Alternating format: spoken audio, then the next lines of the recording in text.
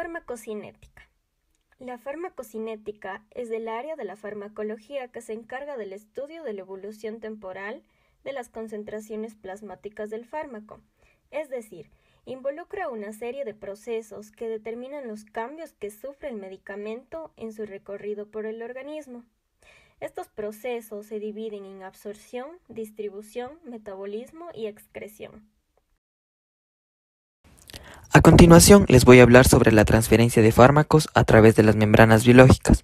Una vez que el fármaco ingresa al organismo hasta que desaparece de él, debe ser capaz de cruzar diferentes barreras biológicas, como son las membranas celulares, que tienen una matriz lipídica, la cual consta de colesterol y fosfolípidos. Esto se da a través de un transporte pasivo y activo. El transporte pasivo es el cual va a favor del gradiente de concentración y se divide en difusión simple, como es la transferencia de las moléculas a través de la membrana lipídica, y la difusión facilitada, en la cual se necesita una proteína acarreadora o transportadora para poder ingresar a la célula. En cuanto al transporte activo, la transferencia de moléculas del fármaco se realiza por medio de proteínas transportadoras, pero a través del consumo de energía, es decir, se va en contra del gradiente de concentración.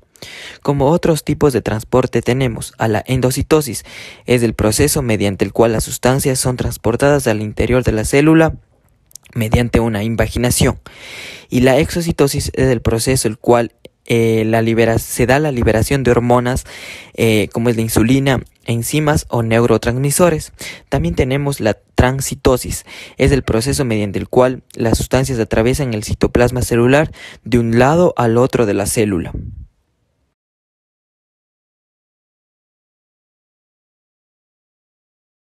Absorción. Es el primer proceso de la farmacocinética. Consiste en el paso del fármaco desde la vía de ingreso hasta el lugar donde se realiza el efecto terapéutico. También observamos que la cantidad de fármaco que ingresa en el torrente sanguíneo no es la misma que ingresó originalmente. Las características de la absorción se dan por la vía de ingreso del medicamento. Estas pueden ser la vía oral, la vía sublingual, la vía intramuscular y la vía inhalatoria. En la vía oral, esta se da por un fármaco sólido que puede ser tableta o pastilla. Y luego se procede a realizar la desintegración para que se realice la absorción del medicamento. La vía sublingual. Estos fármacos se absorben a través de las mucosas y venas sublinguales. La vía intramuscular tiene el efecto de absorción más rápido. Y la vía inhalatoria, esta se ocupa en la odontología para producir una sedación profunda. La distribución. Esta va a iniciar con el medicamento ya está en la sangre. Ahí procede a distribuir a los compartimientos del organismo, especialmente al lugar donde se va a realizar el efecto terapéutico. También podemos explicar que existen factores que alteran la distribución. Por ejemplo, el flujo sanguíneo.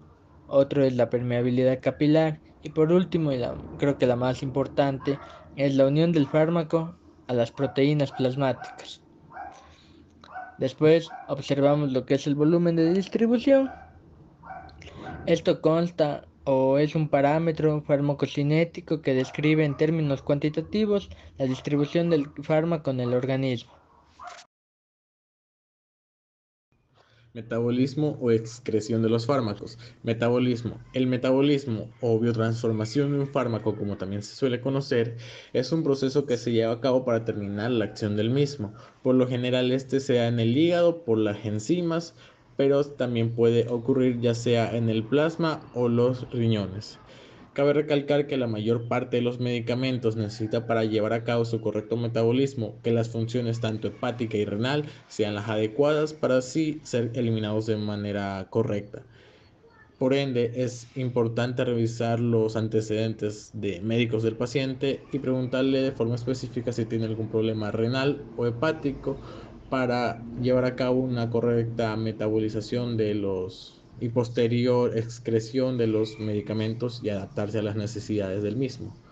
Por otro lado tenemos la excreción. Bueno, la excreción de un fármaco se entiende como la salida de los fármacos y sus metabolitos al exterior del organismo.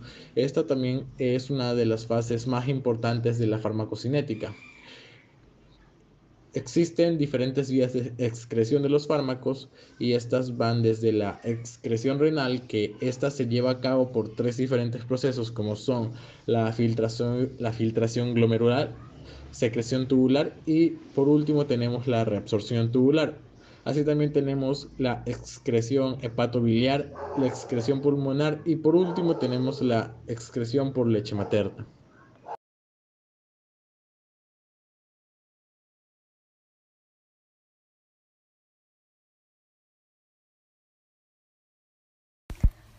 Farmacodinamia.